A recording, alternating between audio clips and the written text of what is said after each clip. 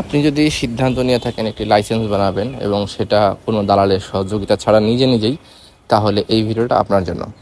এই ভিডিওতে আমরা জানবো যে কিভাবে আপনি দালাল ছাড়া নিজে একটি লাইসেন্স বানাবেন, লাইসেন্স বানানোর জন্য কিভাবে আবেদন করবেন এবং লাইসেন্সের যে পরীক্ষা দিতে হবে আপনাকে, সেই পরীক্ষায় কি প্রশ্ন থাকবে এবং কোন জায়গায় এই প্রশ্ন বা প্রশ্ন উত্তর আপনি পাবেন এবং কি পরীক্ষায় অংশগ্রহণ করতে হবে, কিভাবে সেই পরীক্ষাগুলো অতিক্রম করতে পারেন, এই টোটাল বিষয়টা নিয়েই আজকের ভিডিওতে কথা বলবো। তো চলুন ভিডিও শুরু করি। তো সর্বপ্রথম যেটা করতে হবে আপনাকে, আপনার এনআইডি কার্ড দিয়ে বিআরটির একটা ওয়েবসাইট আছে, বিআরটি সার্ভিস পোর্টাল, সেইখানে গিয়ে আপনার একটা রেজিস্ট্রেশন করতে হবে। আপনি যখন রেজিস্ট্রেশন করবেন, রেজিস্ট্রেশন করার পর আপনাকে লার্নার লাইসেন্সের জন্য আবেদন করতে হবে। এই লার্নার লাইসেন্সটা হয়ে যাওয়ার পর, এটা হচ্ছে একটি শিক্ষানবিশ লাইসেন্স। আপনি এই লাইসেন্স দিয়ে কিন্তু আবার গাড়ি বা বাইক চালাতে পারবেন না। এটা হচ্ছে আপনার একটা প্রশিক্ষণের জন্য আপনি এই লাইসেন্সটা করতে পারবেন। তো এইটা দিয়ে আপনি প্র্যাকটিস করার পর বা প্রশিক্ষণ নেওয়ার পর 2 থেকে 3 মাস পর আপনার পরীক্ষার একটা ডেট পড়বে। এই পরীক্ষার ডেটটা আপনার যখন পড়বে, আপনার ঠিক ওই সময় যে বিআরটি এর ইউনিটে আপনি পরীক্ষার জন্য আবেদন করছেন, সেটা হতে পারে আপনার এলাকার জেলার বিআরটি, অথবা ঢাকায় হলে ঢাকার অনেকগুলো বিআরটি আছে, মিরপুর বিআরটি আছে, ইকুরিয়া আছে, দিয়াবাড়ি আছে, অনেক জায়গায় আছে। তো সেইখান থেকে আপনি বিআরটিএতে আবেদন করার পর এবং সেই বিআরটি এলাকায় আপনাকে গিয়ে পরীক্ষা দিতে হবে। তো এই পরীক্ষার জন্য আসলে কী প্রিপারেশন নেবেন, এখানে পরীক্ষা হবে 3 ধরনের: লিখিত, মৌখিক এবং ফিল্ড টেস্ট বা প্র্যাকটিক্যাল যেটাকে বলে।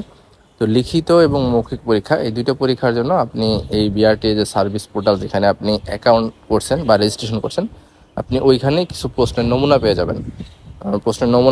বা বিগত সময় যেসব পরীক্ষা হয়েছে সেসব প্রশ্ন পেয়ে যাবেন।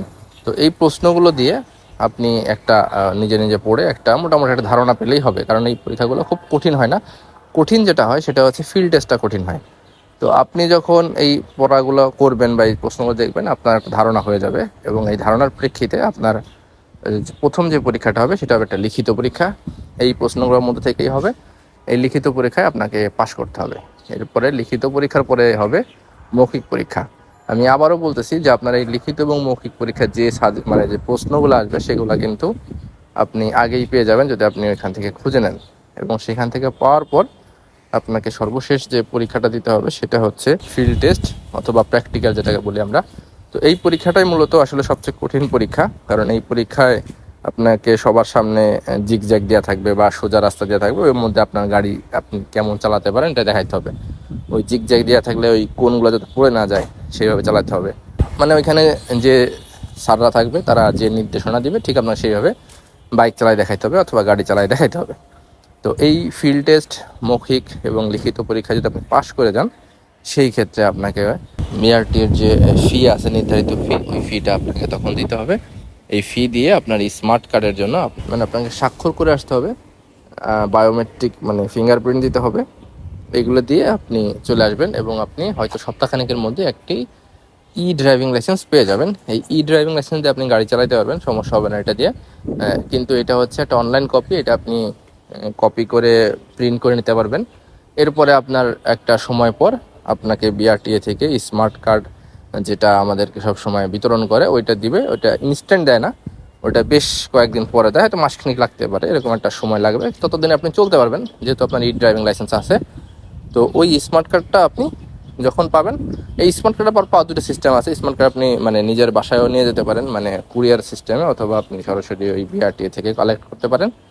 তো এই হচ্ছে ড্রাইভিং লাইসেন্সের পুরো রোড ম্যাপ।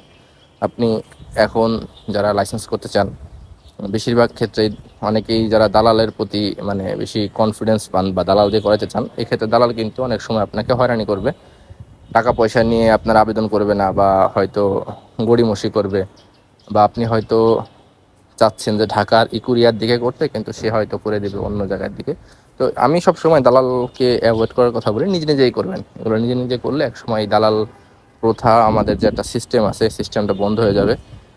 তাই সবার নিজ, কারণ এখন সবাই শিক্ষিত, সব কিছু সুযোগ সুবিধা অনলাইনে পাওয়া যায়, অনলাইনে অভিযোগ করার সুযোগ থাকে। আপনি অনলাইনে করবেন এবং এখানে যে স্যার থাকে পরীক্ষা নেওয়ার সময়, এবং স্যার যেভাবে বলে সেইভাবে হচ্ছে আপনি প্র্যাকটিক্যাল পরীক্ষাটা দিবেন। এখানে দালালের কোনো কাজ নাই। দালাল আপনার লিখিত পরীক্ষাও দিয়ে দিতে পারবে না, আপনার মৌখিক পরীক্ষাও দালাল দিয়ে দিতে পারবে না, দালাল আপনার ফিল্ড টেস্টও দিয়ে দিতে পারবে না। মানে আপনার পরীক্ষা আপনাকেই দিতে হবে, আপনার পরীক্ষা আপনি করবেন, শুধু শুধু আপনি দালালকে কেন টাকা দিবেন? অনেকে দালালকে টাকা দেয় আবার নিজে পরীক্ষাও দিতে হয় তার, তাহলে এখানে একটা এক্সট্রা বোকামি হয়ে যায় না? তো আমার মনে হয় দালাল টালাল না ধরে নিজে নিজে পরীক্ষা দিবেন, নিজে নিজে পাশ করবেন। কারণ লিখিত পরীক্ষা এবং মৌখিক পরীক্ষার প্রশ্ন খুবই সহজ প্রশ্ন আছে। এই ট্রাফিক সাইন কেমন, লাল নীল সবুজ বাতি বা এই জাতীয় কয়েকটা সহজ প্রশ্ন আসে, ঠিক আছে? তো এইগুলো পরীক্ষার প্রশ্ন উত্তর দিয়ে আপনি সহজেই পাশ করে ফেলতে পারবেন। দালাল ধরা আমি নিজে অপছন্দ করি এবং নিরুৎসাহিত করি। তো এই জন্য আমি এই ভিডিওটা তৈরি করেছি, যারা আপনারা চান লাইসেন্স বানাইতে তারা যেন এটা দেখে নিজেরা লাইসেন্স তৈরি করতে পারেন, দালালের থেকে মানে রেহাই পেতে পারেন। তো সবাই ভালো থাকবেন। আসসালামু আলাইকুম।